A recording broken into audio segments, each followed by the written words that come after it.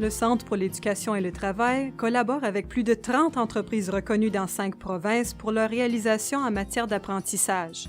Nous en avons choisi 2 sur lesquelles nous nous concentrerons. Notre but est de comprendre les rouages internes d'une organisation apprenante. Nous avons toujours été une organisation apprenante, mais nous ne faisions pas de la formation de façon durable. Le principe de base d'une organisation apprenante est de reconnaître les compétences de ses employés. Voici des bâtonnets et du ruban adhésif. Vous avez 5 minutes pour construire la plus haute structure autoportante possible. Vous êtes prêts? Allez-y. Voici des bâtonnets et du... On peut alors construire une organisation très forte et puissante. Nous avons là un programme d'apprentissage durable qui fait le lien avec le plan d'affaires. Notre but est de vous familiariser tous davantage avec le processus de présentation. Duha Color Group fabrique des éclats de peinture en utilisant une technique de jumelage des couleurs et des procédés d'impression à base de peinture, alors que Cartier International fabrique des transformateurs pour des installations électriques. Ces 2 entreprises ne partagent pas les mêmes marchés et ont mis en commun leurs talents afin de suivre un apprentissage intersectoriel. Il reste 30 secondes.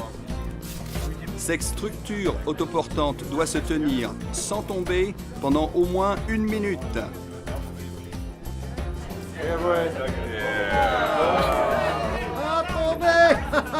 Lorsqu'on observe les organisations apprenantes, les avantages deviennent très évidents. Des leaders émergent au sein des travailleurs.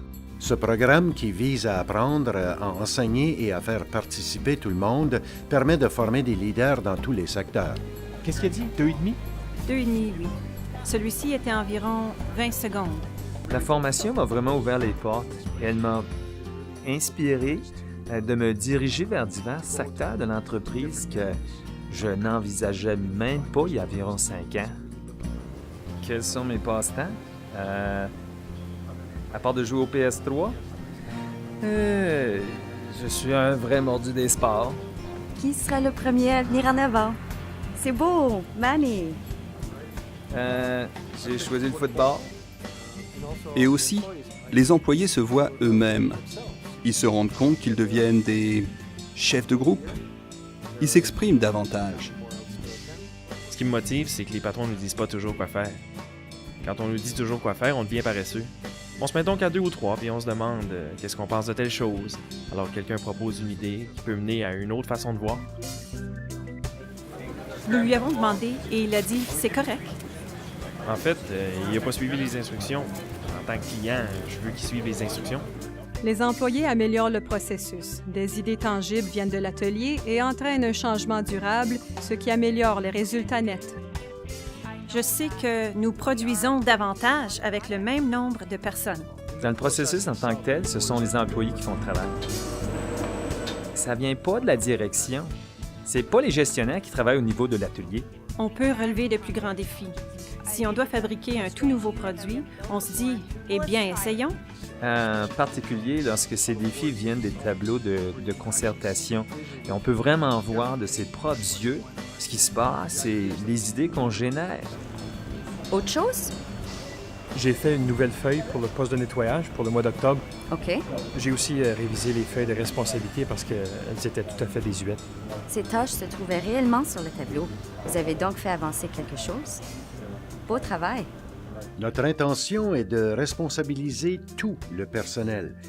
Depuis que nous utilisons ce processus, nous avons initié environ 10 000 idées et de celles-là, nous en avons mis en œuvre 6 500. Les pénuries de main